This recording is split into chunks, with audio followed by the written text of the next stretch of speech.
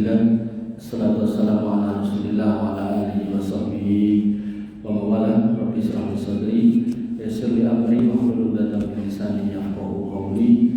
Bapak Ibu yang dirahmati Allah, alhamdulillah, disyukur kita haturkan kepada Allah Subhanahu wa taala atas limpahan nikmat yang kita terima sehingga kita masih diberikan hidayah untuk masuk ke rumah di antara rumah Allah, menambah dari ilmu kita. Mobil khusus pada pagi hari ini yang diamanahkan ke saya adalah menggantikan Ustaz Ridho, dan temanya adalah tema muamalah. Kebetulan sekolah saya muamalah sebenarnya. Saya S1, S2, S3 ekonomi syariah. Makanya ya saya diamanah ini senang. Karena dulu saya disuruh ngisi ke sini saya cuma muamalah, tapi Pak Sidik sudah ada, tidak apa-apa. Disuruh akidah, tidak apa-apa juga. Karena saya di beberapa masjid yang lain juga ngajar akidah. Bapak Ibu yang dirahmati Allah Subhanahu wa taala. Nah, tinggal harusnya saya diinfo juga muamalahnya sampai mana. Nah, karena tidak ada info, maka kita mengulang lagi, yaitu tentang apa? Tentang pentingnya, urgensi kita memastikan harta yang kita makan adalah harta yang halal.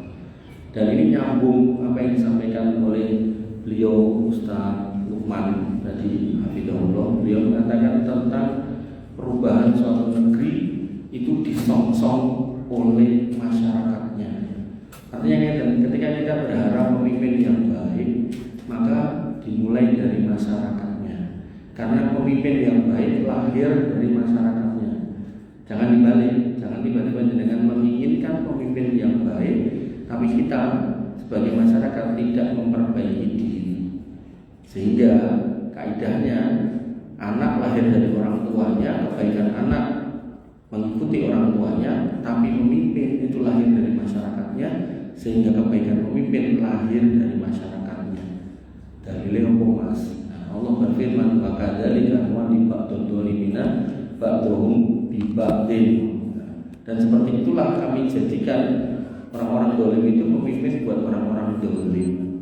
Sehingga ketika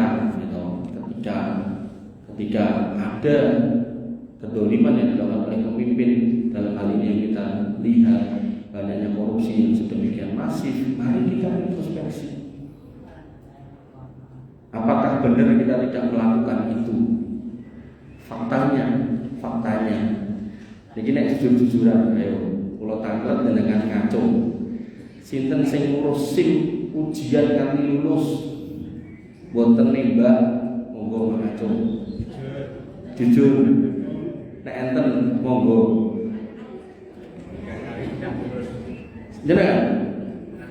Jenengan, aku putrane, ini boten rapor nggih.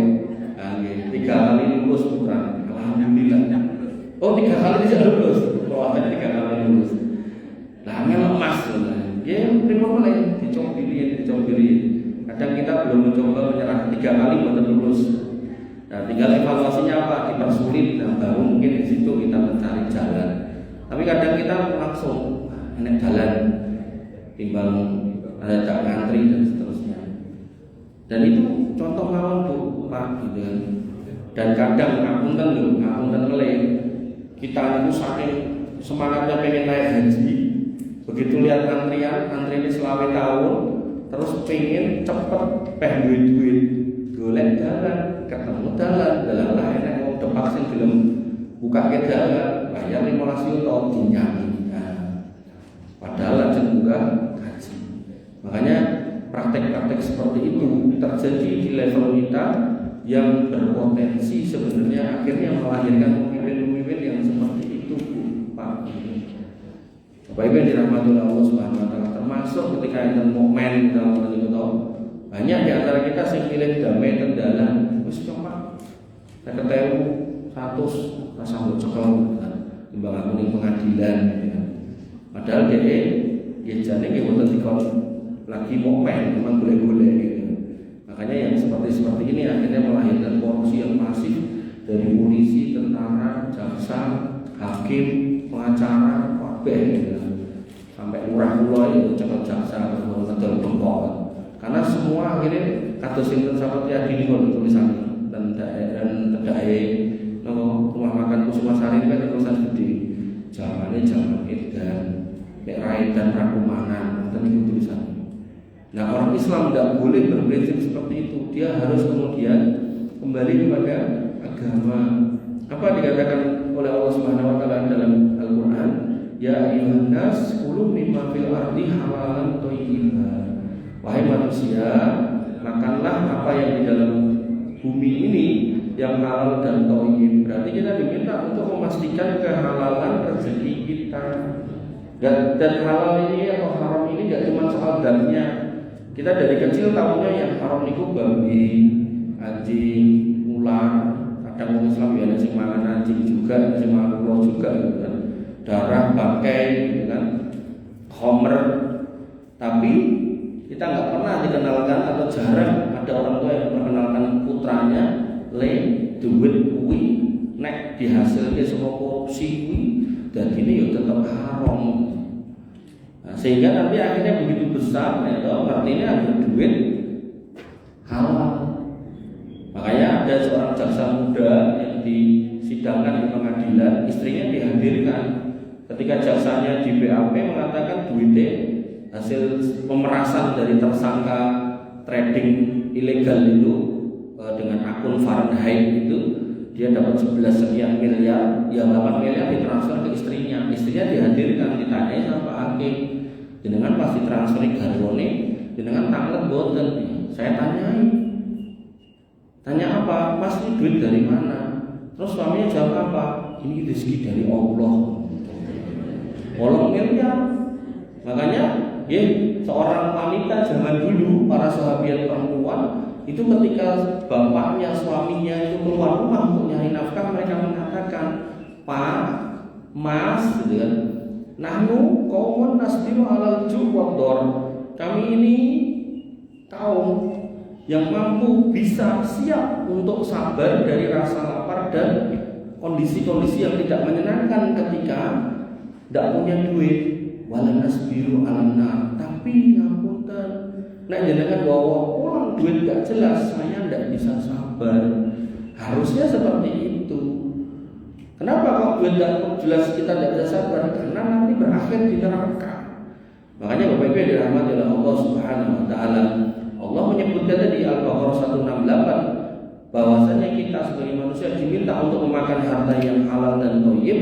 Lalu Allah melanjutkan, wala tattabi'u khutuwati syaitan. Jangan kamu ikuti jalan setan. Berarti orang yang mendapatkan duit dengan cara yang enggak benar itu bukan rezeki dari Allah, tapi hasil mengikuti setan itu. Nanti ada orang yang mencuri, ketika ditangkap polisi, ngopo kowe mencuri, jarane wis takdirku maling. Enggak boleh. Kenapa kamu kok mencuri? Kenapa enggak ngaji wae terus mengatakan takdirku ngaji, kan penak jane. Tapi yang terjadi orang lebih senang untuk berbuat maksiat. Lalu ketika ketahuan dia mengatakan iki wis takdirku. Nah itu salah. Kenapa? Karena takdir itu fungsinya adalah likaila ta'sau ala ma fatakum wa tafrahu bima atakum, agar engkau tidak sombong ketika mendapatkannya atau tidak putus asa ketika gagal mengusahakannya. Berarti apa? Dalam hidup seorang muslim itu disuruh mengejar yang terbaik. Kalau ada halal dan haram, yang halal itu yang dikejar. Kalau ada nganggur dan kerja itu yang diusahakan. Kalau ada sekolah dan nggak mau sekolah itu yang dilakukan. Kalau ada melakukan hal yang positif dan negatif, maka yang positif yang dilakukan. Baru ketika hasilnya nggak maksimal, lah ngomonglah ini takdirnya nggak maksimal. Atau kalau dapatnya maksimal, maka dikembalikan kepada Allah, memang takdirku dadi wong sugih. Sehingga nanti rumusnya ada warok niku jenengan hati-hati dari yang subhat apalagi yang haram. Kemudian ketika mengusahakan kok berhasil sesuai yang jenengan harapkan, dagang di TOK atau kerja sukses jadi pejabat dan seterusnya, maka di situ jenengan diminta untuk zuhud, tidak boleh sombong, tidak boleh merendahkan orang lain, diminta untuk membantu orang lain, sosial yang tinggi, suka berderma. Nah, ada juga orang yang sudah usaha mati-matian juga tetap gagal, jatuh maka disitulah diminta untuk kona'ah nrimo ing pandu. Ya berarti mengingat duwi Gusti Allah ya mung semene tak tampa tak lakoni kanthi sabar ikhlas. Nah kalau yang zuhud tadi tak tampa kanthi syukur ngoten. Jane sing namung niku. Makanya Bapak Ibu dirahmati Allah, pilihannya mengikuti jalan Allah dengan mencari rezeki yang halal dan thayyib atau mengikuti jalan setan. Sehingga kalau niku hasil dari hal-hal yang haram, korupsi, suap, jualan narkoba, jualan minuman keras, maka tidak pernah itu menjadi benar kalimat nek ini rezeki dari Allah. Tidak boleh dikatakan seperti itu. Bapak Ibu yang dirahmati oleh Allah Subhanahu wa taala, nanti ada orang lagi sing aneh-aneh ngomongane. Mas, ente kok nggih napa babi iki ciptaane sapa? Allah. Oke, terus aku kon mangan ciptaane Allah ya toh. Yo, kenapa nek aku mangan babi kok terus haram? Jawabannya apa? Allah Subhanahu wa taala mengatakan dalam Quran surat Al-Mulk, "Alladzi khalaqal mauta wal hayata liyabluwakum ayyukum ahsanu amala." Allah ciptakan kehidupan kita dari semua dinamika di dalamnya dan kematian kita nanti dan semua dinamika di dalamnya, entah dikubur nanti di padang mahsyar dan semuanya. Liyabluwakum ayyukum ahsanu amala. Memang jelas itu Allah ciptakan untuk ujian kita. Mana di antara kita yang benar-benar beriman, iki enek sing halal, enek sing haram. Wong iman yo ngambil yang halal bukan yang haram. Ini ada yang padang, ada yang peteng. Wong iman yo ikuti yang padang bukan yang peteng. Ini ada subhat, ada yang tidak subhat. Ya, orang beriman milih yang jelas-jelas tidak subhat. Makanya, ya benar babi itu ciptaan Allah, tapi bukan berarti terus boleh dikonsumsi. Kenapa? Karena Allah pengen tahu mana di antara kita yang memilih jalan takwa, bukan memilih jalan sebaliknya. Sehingga nanti dalam ayat yang lain secara khusus Allah mengingatkan kita sebagai orang yang beriman, ya ayyuhalladzina amanu kulu min thayyibati ma razaqnakum waskurullaha in kuntum iyyahu ta'budun.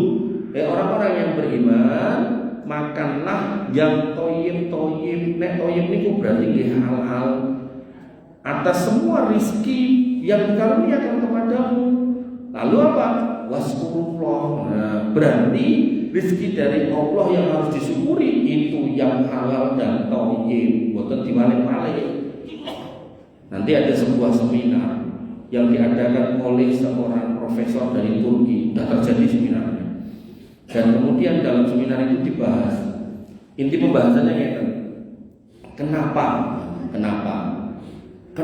negara dengan tingkat religiusitas tinggi, tingkat religiusitas tinggi kan, banyak tempat ibadah, banyak praktek ibadah yang dilakukan oleh warganya.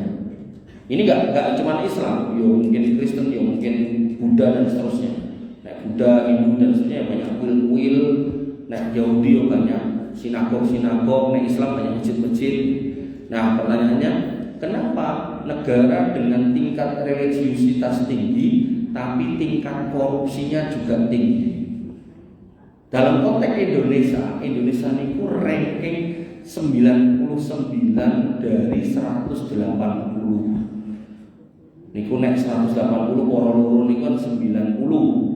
Nek 100 dibagi 2 niku 50. Ibaratnya kula jenengan baru ujian terus dikei hasil ujian mulai dikit-dikit Bu. Iki Bu hasil ujian utuk pira le? 50. Niku kira-kira nilai yang baik atau yang jelek Bu? Jelek. Nah, mulai niki setengahnya kurang. Kan setengahnya 90, niki 99. Berarti kan jelek banget gitu kan. Nah, si profesor itu menjelaskan, inti dari penjelasannya adalah benang merahnya kenapa tingkat religiusitas tinggi tapi korupsi ya tinggi. Padahal harusnya religiusitas tinggi, korupsi yang rendah. Karena di tengahnya ini kata beliau, para ustadznya, para gurunya, para alim ulamanya jarang yang menjelaskan tentang haramnya korupsi. Bahkan beliau mengatakan sebagian pelakunya berpendapat setelah mencuri, setelah korupsi, akan menjadi bersih ketika disedekahkan atau dibangunkan tempat ibadah atau digunakan untuk melakukan praktek ibadah. Makanya ini yang kemudian menurut beliau sebagai sebuah kesalahan. Dan faktanya tadi yang jaksa muda tadi, dia jelas-jelas memeras tersangka cair 11 miliar, ditransfer ke istrinya 8 miliar, dan dia mengatakan rizqum minallah, rizki dari Allah. Nanti hakim yang ditangkap di Jakarta, salah satunya orang Kartasura atau Suro, itu ya ini ngamun ten Bandung ini ku enten bekas sujute, duwe jenggot citi gitu kan. Terus ten kampung niku terkenal dermawan. Angger enten proposal nopo mawon niku cair. Proposal pengajian cair, pitulasan cair, sampai wayangan cair gitu kan. Dan bantalin itu duit 5 miliar, ngisor kasure duit pirang miliar, akeh banget. Sampai ajeng dicekel napa niku jaksa niku Pak Hakim niku nitip duit 500 juta ten sopire. Makanya Bapak Ibu yang dirahmati Allah, pentingnya memahami kalau sesuatu itu haram itu gak cuma zatnya, gak cuma daging babi, gak cuma dan seterusnya tadi. Tapi kalau duit didapat dengan cara yang gak benar, maka itu yo haram. Ya kalau namanya haram berarti tidak barokai. Kalau tidak barokai berarti tidak akan menjadikan baik. Barokah itu ziyadatul khair, bertambahnya kebaikan atas sesuatu. Makanya nanti enten piyai niku gajine UMR anak limo ora enek nanti kalian. Tapi nanti ada orang yang duitnya banyak mungkin miliaran, tapi anaknya ya wong loro tapi ora enek sing keurus dengan baik. Sijine narkoba, sijine kemudian pecandu minuman keras dan seterusnya. Makanya Bapak Ibu yang dirahmati Allah Subhanahu wa taala, disebutkan lagi dalam ayat yang lain Al-Mu'minun 51, ya ayyuhar rusul kulu minat thayyibati wa'malu sholihan inni bima ta'maluna alim. Wahai para rasul, makanlah makanan yang thayyib, yang berarti juga halal, dan beramallah sholih.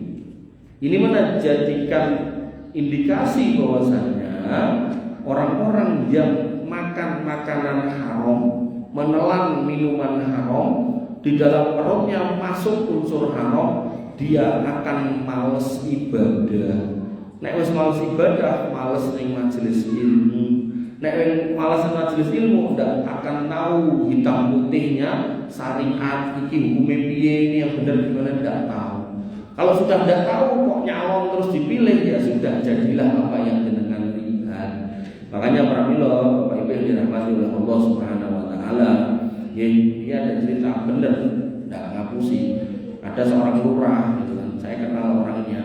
Pas saya ngisi di kampungnya tak WA, go winara dan pengawasan. Jawabannya pulau sibuk, telepon. Aku juga nggak maksa, saya nggak maksa.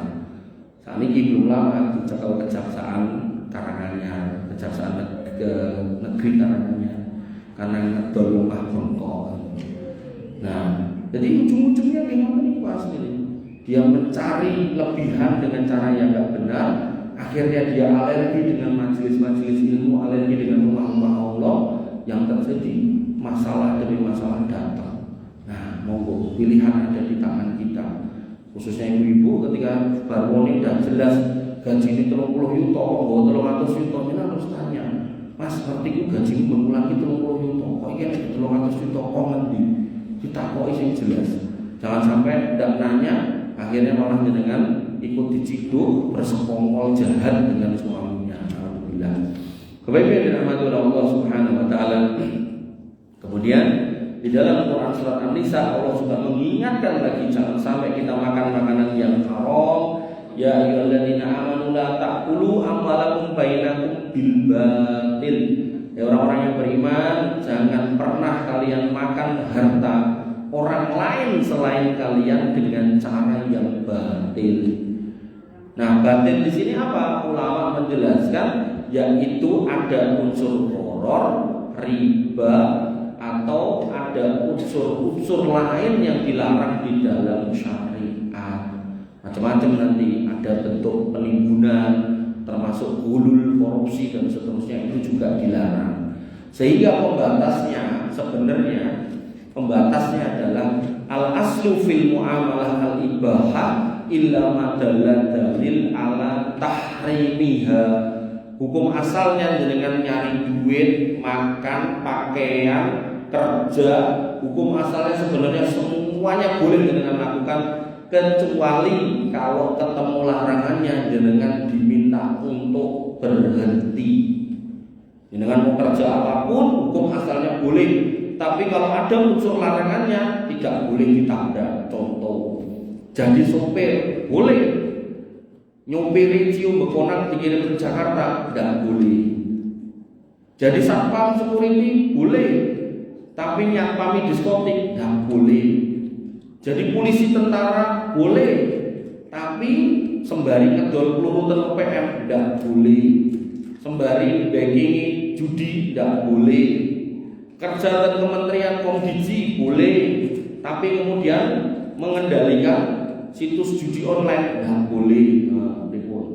Monggo, artinya jangan silakan terjemahkan. Makanan juga sama. Semua makanan hukum asalnya boleh dimakan, kecuali yang ada larangannya. Dengan ajeng makan nopo mawon boleh selama gak ada larangannya. Tapi begitu ada larangannya, stop. Apa larangannya dari makanan?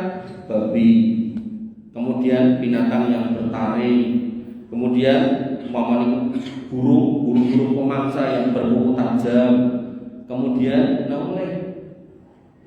berarti anjing tidak boleh, ular tidak boleh, kemudian bangkai, kemudian yang disembelih tidak menyebut nama Allah, bahkan dijadikan sajen, itu tidak boleh. Sisanya boleh semua. Bapak Ibu yang dirahmati oleh Allah Subhanahu wa taala, itu bab muamalah. Nah, kemudian disebutkan lagi di dalam Quran surat Al-Maidah ayat 88 bahwasanya rezeki yang halal itu bisa menjadi bekal ibadah yang baik. Wa kulu mimma razaqnakum halalan thayyiban wattaqullaha alladzi antum bihi mu'minun. Dan ditegaskan lagi dengan sabda Nabi SAW, innallaha thayyibun la yaqbalu illa thayyiban. Sesungguhnya Allah itu Rabb yang maha baik dan tidak akan menerima amal dari sumber yang baik. Dan orang-orang yang memakan harta yang haram itu doanya tidak akan terkabul. Dikisahkan Nabi SAW datang seorang laki-laki yutilus safar, yang dia sudah melakukan safar yang jauh, berarti ini sebab kabulnya doa. Dan kemudian yamuddu yadahu ila sama, kemudian dia mengangkat tangannya ke langit, ini juga menjadi sebab mustajab doa, berarti dua. Kemudian dia berdoa ya Rabbi menyebut nama Allah, maka itu juga menjadi sebab terkabulnya doa. Udah 3 sebenarnya sebab terkabulnya doa. Tapi kata Nabi apa? Wa mat'amuhu haram. Makanannya makanan haram. Makanan haram ya mungkin karena zatnya yang haram, atau makanannya halal zatnya tapi didapatkan dari cara yang haram, duitnya itu. Kemudian wa masrabu haram, minumannya ya minuman haram. Kemudian wa malbasu haram, pakaiannya pakaian haram. Mungkin dia belinya dari duit haram atau nyuri dari tempat lain. Enten niku piye pasar Klewer atau pasar Tanah Abang, niat banget bawa jaket gede, nyaut gombal leboke gitu kan. Maka kata Nabi, wa ghutiya bil harami, bahkan dia bergelimang dengan pekerjaan haram, fa anna yustajabu lidzalik, mana mungkin doanya kabul. Sehingga seorang muslim itu nek berdoa itu satu di antara 3 harusnya. Yang pertama, terkabul sesuai diminta, atau kemudian yang kedua ditunda, entah ditundanya di dunia atau di akhirat. Nah, yang ketiga diganti dengan yang lain. Kemungkinannya jadi cuma 3, tapi dongo yang ono yang ini orang kabul, dengan juga harus introspeksi. Pangananku piye, ombenanku piye, pakaianku piye, rezekiku piye, kerjaanku piye. Ketemu ada yang haram jenengan tinggalkan, barangkali itu sebab dongo jenengan selama ini gak terkabul. Karena kalau kita kemudian berpikir, wah aku tak anteni ning akhirat, Nah ternyata ada yang haram, ya akhirnya ya di akhirat pun juga akan ketemu nih ujungnya yang pernah diminta di dunia itu. Makanya Bibi yang dirahmati Allah Bapak juga demikian pentingnya kita mengecek.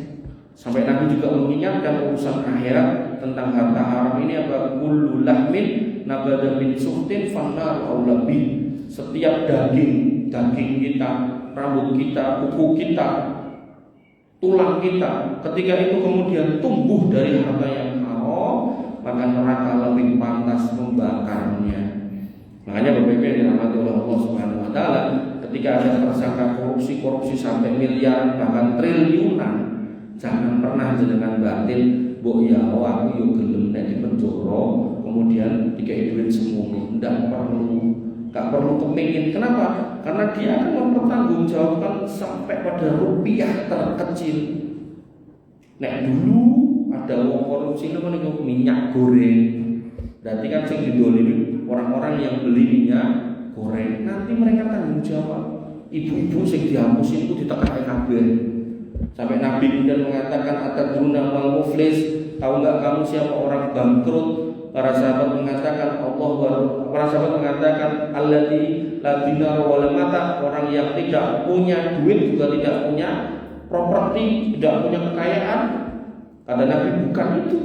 Tapi orang bangkrut adalah orang yang datang ja'a yaumul qiyamah bi sholatin, dengan pahala salat. Hati-hati kita itu salat. Wasiyamin, dan pahala puasa. Hati-hati kita ya puasa. Wazakatin, dan membayar zakat. Hati-hati kita ya bayar zakat. Hati-hati jangan sampai itu kita. Nah, kenapa orang-orang itu, kata Nabi, didatangkan orang bahwa sama mahada, orang-orang yang dulu dicaci maki habis-habisan, dilok-lokke, kowe ngene, padahal enggak seperti itu. Kemudian bahwa mahada, didatangkan orang yang dulu dituduh tanpa bukti. Makanya kaidah dalam Islam itu yang menuduh harus mendatangkan bukti. Nanti yang dituduh bisa menyangkal dengan sumpah. Kalau yang dituduh sudah bersumpah dengan menyebut nama Allah, maka yang menuduh harus berhenti dari tuduhannya. Niku nek pengen rampung secara kekeluargaan.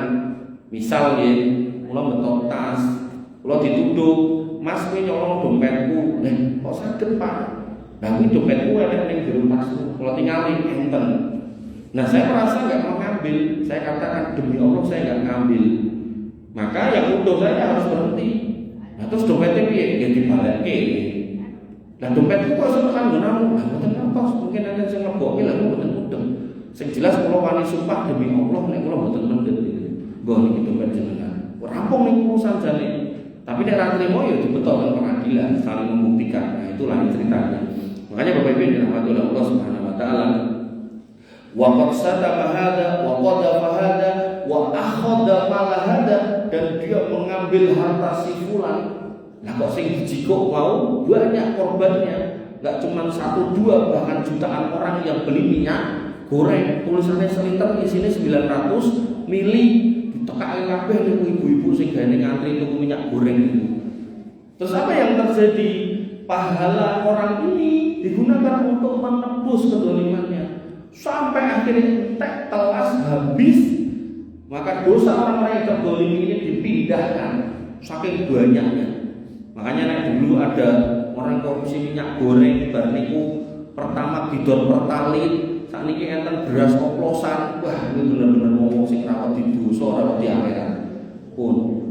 Sehingga ketika kita pernah mempraktekkan yang seperti itu, kita harus bertobat, Bu Pak. Jangan sampai kita mencari masalah di akhirat. Karena kalau sudah urusannya di akhirat, jenengan kok kenal sinten kemawon ten donya ora guna, yaumala yanfa'u malu wala banun illa man atallah biqalbin salim. Tidak manfaat, Pak.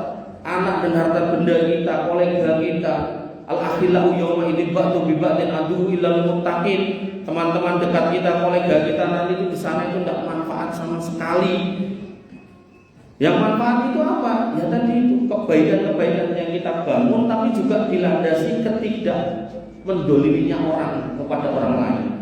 Makanya ketika Allah mengatakan waltaqdur nafsum ma qaddamat ligon, persiapkan bekal untuk hari esok, itu enggak cuma nambah amal, enggak cuma nambah sholat, nambah puasa, atau nambah haji, umrah dan seterusnya. Jenengan juga diminta untuk ngecek apakah saya pernah melakukan kedoliman ketika pernah kita perbaiki, ketika sedang maka kita berhenti.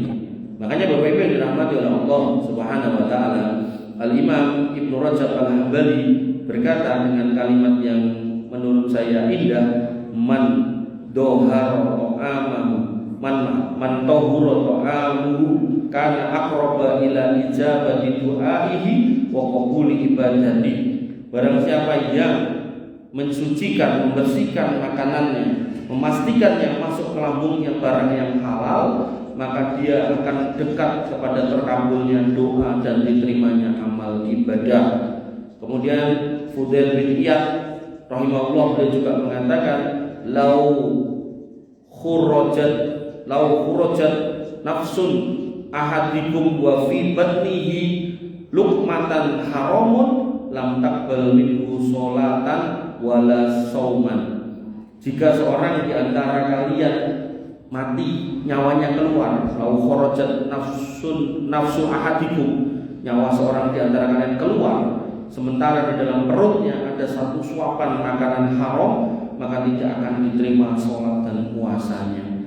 Makanya zaman dulu ada seorang sahabat yang mulia, yaitu Abu Bakar As-Siddiq. Beliau pernah punya seorang budak. Budaknya itu zaman jahiliyah dulu pernah dianggap orang lain sebagai dukun. Terus orang lain itu mengatakan, Mas, buat aku di PIE itu ben rezekiku lancar dan seterusnya. Lalu budaknya ini pun memberikan beberapa wejangan ala dukun. Yo ini cepat ini ngomong. Nah, pada waktu meminta itu, yang tanya itu enggak punya duit. Aku ora duit ya Mas, nah, tinggal pergi. Enggak apa-apa. Nah, begitu kemudian sudah sukses, itulah yang sukses. Kemudian ketemu dengan budaknya itu secara tidak sengaja, terus dikatakan, "Loh, jenengan lah sing biyen ngekeki aku arahan ala-ala dukun kae. Nah, saiki aku sukses." Dilalah aku sukses. Tadi dikasih fitnah oleh Allah, malah sugih mergo dukun itu. Nah, maka gandengan saya sukses itu tak kayak duit. Dengan duit itu kemudian dibelikan makanan, dibelikan roti. Kemudian ketika ketemu Abu Bakar As-Siddiq dikasihkan, monggo tuan niki roti, dimakanlah sama Abu Bakar As-Siddiq. Gelalah pas waktu dikasih itu nembe luwe, dimakan sampai habis. Begitu sudah habis Abu Bakar As-Siddiq baru ngeh, usik. Ini kok duit kok di roti itu kok ngerti? Ya kalau mundur, nah duit kok ngerti? Jadi ini ceritanya. Saya dulu itu pernah dianggap orang dukun. Wah, ya wes tak aku sisi-sisi lah. Dilalah kok sama ajaranku dia malah sugih.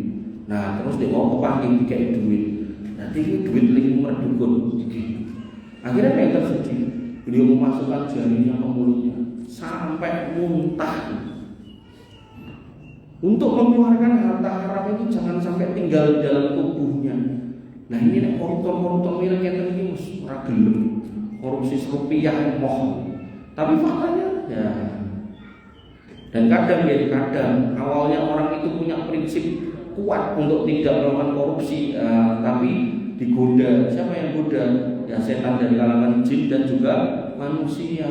Pun monggo mboten napa-napa, mboten usah, mboten napa-napa, mboten usah, mboten napa-napa. Nanti diblusuki ngisor meja, mboten usah, mboten napa-napa. Begitu akhirnya pun dipaksa-paksa, ditompo, pun alhamdulillah. Terus dibuka, wah 500.000 lumayan. Terus esoknya niku cerita, kowe nek pengen gampang urusane, rono karo ketemu kae leboke ngisor meja, wingi dhek awale mau ning akhire nampa, sesuk teko meneh. Wah, dadi 2 yuta, 3 yuta, 5 yuta. Sesuk-sesuk ngarani 500 semua, minimal 1 yuta. Oh. Tambah terus, makanya tarik suap napa polisi, jaksa dan seterusnya niku yang berkasus niku pun boten juta sekarang miliar. Betul jenengan yang punya perkara di pengadilan mau arep nyuap 1 yuta, 2 yuta ora payu Pak dibuat tempat sampah dulu jenengan. Nah, sing nyuap niku pun miliar niku nganggo koper ditransaksike teng pesawat lah, di luar negeri lah. Wah, sing ruk dicoba niku dikeleke ning laut. Mengko tak kirim tak keleke laut jiku ning pulau sebelah dereng enten.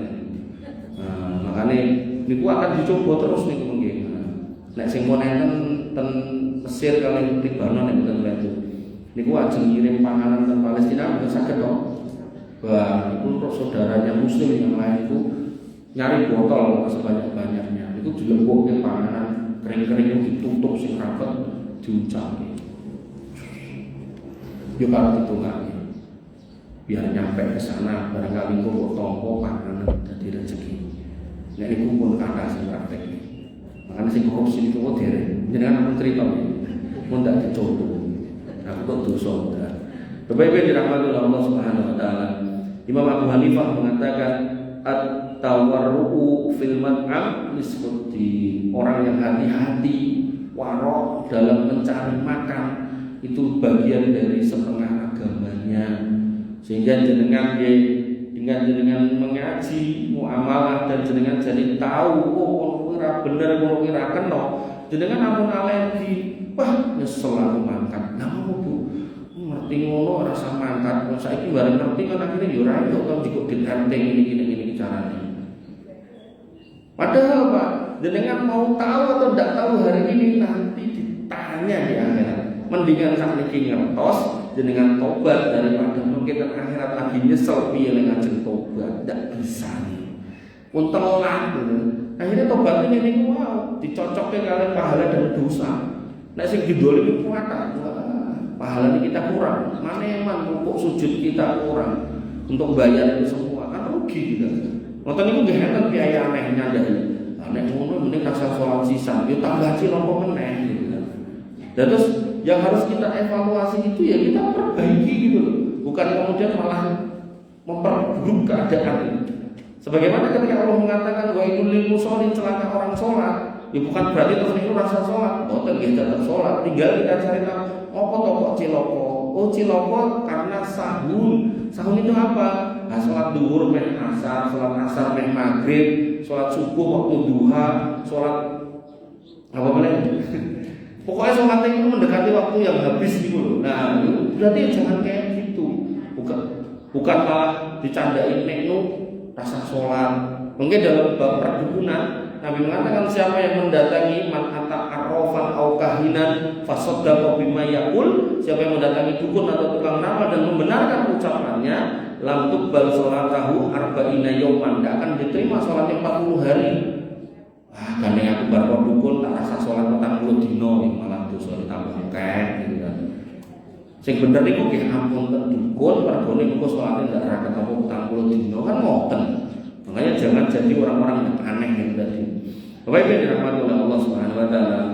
Wahab Al-Munabbih mengatakan dikutip oleh Ibnu Mubarak dalam Az-Zuhd, man sarra ay yustajaba du'a'uhu fal yutib ta'amuhu. Siapa yang pingin doanya terkabul, maka jaga baik-baik itu makanannya, jangan sampai masuk yang haram-haram.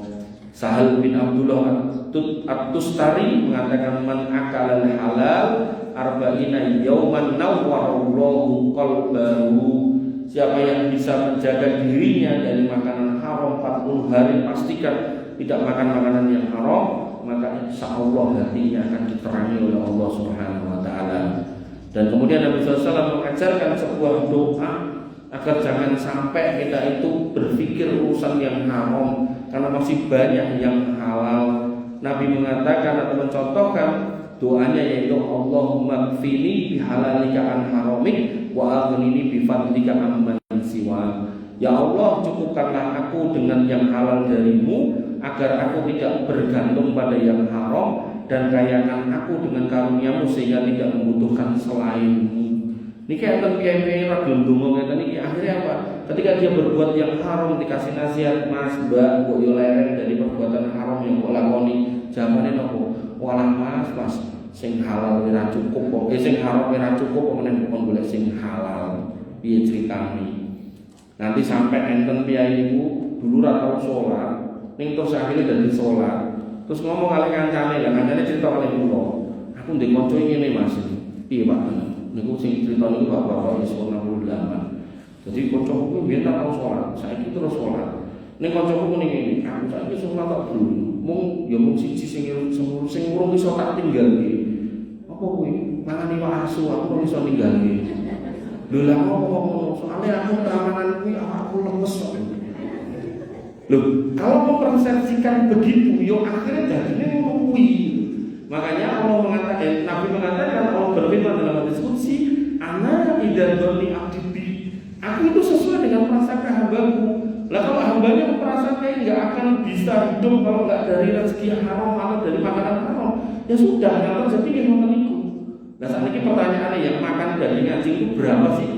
Apa sih nggak makan itu terus dolong terus mati kan? Ya enggak kan? Makanya itu kan cuma persepsi, gitu.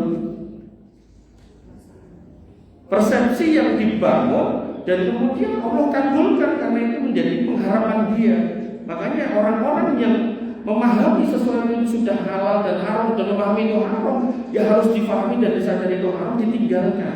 Ketika ditinggalkan dengan penuh ketakwaan apapun yang terjadi, maka yang didapatkan itu masih lebih baik daripada harus mendapatkan yang haram. Dan bertobat itu mesti akan ada dinamika di mana orangnya akan diuji.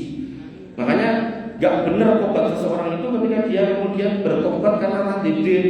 Kok kowe wis ra mendem Mas? Ya soalnya radidit toh. Berarti nek tak kowe gelem, yo gelem banget gitu. Itu tidak boleh. Atau seorang wanita yang kemudian menjual diri, ketika kemudian dia dilamar oleh laki-laki yang baik, kemudian dikatakan tobat mbak tak nikahi, kemudian dia pun mengatakan aku gelem kok nikahi yang syarate benbengi hasilku sak yuta, berarti kowe kudu kayak aku sedina sak yuta. Niku ndak bener tobatnya ngoten niku. Maka tobat itu meninggalkan yang haram apapun konsekuensinya. Apakah sedina entuk sak yuta ora yuta ora dipikir. Bahkan ketika pun akhirnya sak yuta atau yuta entuk sebulan, itu juga akan dijalani dengan penuh keimanan dan ketakwaan. Makanya ketika jenengan memahami orang-orang para sahabat ini yang dari Mekah ini yang menjadi muhajirin, ditinggalkan itu semua harta benda bahkan keluarganya yang tidak mau ikut serta, ditinggalkan semuanya. Mereka berjalan jauh ratusan kilometer menuju satu tempat yang dia sampai sana itu sudah yakin tidak punya tempat, tidak punya rumah, keluarganya tertinggal, rumahnya ditinggal, harta kekayaannya ditinggal. Tapi yang dia tuju adalah sebuah kondisi di mana dia akan memperbaiki keimanannya. Harusnya seperti itu. Makanya pertobatan itu dipentingkan, diperlukan oleh orang-orang yang selama ini berkecimpung di hal-hal yang haram. Kalau tidak tobat tidak bisa. Mesti yo enake yang kurang. Lho kan buru-buru ngaji. Iki entuk gaji omong UMR. Wingi-wingi entuk rada akeh. Soalnya aku ning pabrik yo karo ngedoli gombal-gombal ning pabrik tak go metu tak doli. Mungkin security gene nggo ni kabel kok yo ke pabrik didol. Iku tenan sama niku. Kebaik dirahmati oleh Allah Subhanahu wa taala. Disebutkan oleh Imam Al-Ghazali dalam Ihya Ulumuddin, beliau mengatakan at-ta'amu thayyib yumbitul amal as-shalih wa at-ta'amul khabith yumbitul amal as-sayyi. Makanan yang baik akan menyebabkan orang yang berbuat beramal yang baik, dan makanan yang buruk menumbuhkan amal yang buruk. Makanya jenengan akan dapat ini, jenengan ada saudara niku harus gelem nyodok lemai dulure, biasanya omongane elek marake ati, kelakuane niku mesti marahi wae. Wis niku kula titeni teng pundi-pundi. Oh, masku ini urusan ra karo lemah enten. Jatah kula dicipur. Mengko nek dadi aparat desa wis ngoten niku. Sampai kula diceritani nyai ngoten niku to. Niku desane entuk dhuwit nggo bangun gitu kan. Bangunane rong rampung, enek turahan semen, watu segala macam digompling, dipasangin ning omahe dhewe. Cari gitu, luar biasa.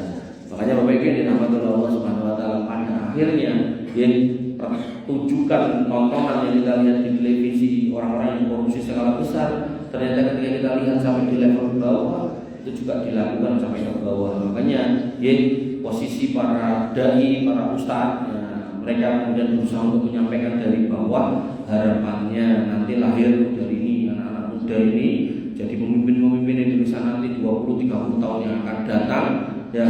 Tapi yang tahu halal dan haram, orang kemudian penting ukeh wani piro, itu jelek gitu.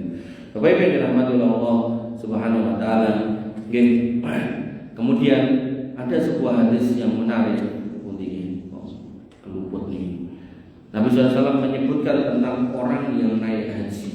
Naik haji, orang-orang yang naik haji dengan harta yang haram, dia kemudian mengucapkan labbaik Allahumma labbaik, labbaik ya Allah, kami mendatangi panggilan Engkau. fayunadi munadi minas sama, maka penyeru dari langit mengatakan la labbaik wa la sya'tai. Tidak ada labbaik-labbaikan buat kamu dan tidak ada kegembiraan dengan kedatanganmu.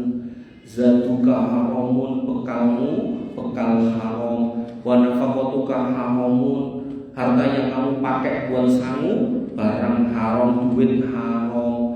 Wa hajjuka ghairu mabrur, hajimu gak akan pernah menjadi haji yang mabrur. Dan nanti Allah juga sebutkan Allah akan hapus keberkahan dari harta yang haram. Allah berfirman pada Quran surat Al-Baqarah 276, yamhaqullahu riba wa yurbis shadaqah. Allah akan hapus kekayaan yang tumbuh dari harta haram, khususnya riba, termasuk yang lain juga. Tapi Allah akan suburkan, tambahkan harta yang disedekahi. Bapak Ibu yang dirahmati oleh Allah Subhanahu wa taala, masih 10 menit. Ada yang mau nanya? Tidak ada. Kalau tidak ada kita tutup dengan doa. Lo kesel. Ini kau baru karangannya. Ye, tidak ada benar tip. Ye, baik. Karena tidak ada, kita tutup dengan doa. Ye, panjenengan aminkan. Semoga Allah berikan rezeki kita yang halal dan jaga keluarga kita agar selalu berada di lingkaran kehalalan, bukan lingkaran keharaman. Bismillahirrahmanirrahim. Alhamdulillahirabbil alamin. Hamdan sami'an hamdan naimin, hamdan yuafi ni'amahu wa yukafi mazidah. Ya Rabbana lakal hamdu kama yanbaghi li jalalika wa 'azimi sultanik. Rabbana lakal hamdu anta nurus samawati wal ardi wa fina wa lakal hamdu la ilaha illa anta subhanaka inna kunna minadh dhalimin wa illam taghfir lana wa tarhamna lanakunanna minal khasirin. Allahumma ighfir lil muslimina wal muslimat wal mu'minina wal mu'minat al ahya'i minhum wal amwat innaka sami'un qaribun mujibud da'wat ya qadir hajat. Rabbana zalamna anfusana wa illam taghfir lana wa tarhamna lanakunanna minal khasirin. Rabbana ighfir lana dzunubana wa liwalidina warhamhum kama rabbawna shighara. Allahumma ighfir lahum warhamhum wa'afihim wa'fu anhum wa akrim nuzulahum wa wasi' mudkhalahum waghsilhum bil ma'i wassalji wal barad. Allahumma ja'alna minas solihin, Allahumma ja'alna minas solihin, Allahumma ja'alna minas solihin. Rabbana hab lana minas solihin, Rabbana hab lana minas solihin, Rabbana hab lana minas solihin. Waj'alna fi zumratil muwahhidin wa adkhilna jannatika jannatin na'im ya arhamar rahimin ya dzal jalali wal ikram. Allahumma kfina bi halalika an haramik wa aghnina bi fadlika amman siwaka ya ghaniyyu ya hamid. Allahumma aksir amwalana wa aksir auladana wa barik lana fi ma a'taitana ya khairar raziqin. Allahumma hdina siratal mustaqim siratal ladzina an'amta 'alaihim ghairil maghdubi 'alaihim waladdallin amin. Wa ya muqallibal qulub tsabbit qulubana 'ala dinik wa ya musarrifal qulub sarrif qulubana ila ta'atik. Allahumma inna nas'aluka al-jannah wa ma qarraba ilaiha min qawli wa amal wa na'udzubika minan nar wa ma qarraba ilaiha min qawli wa amal.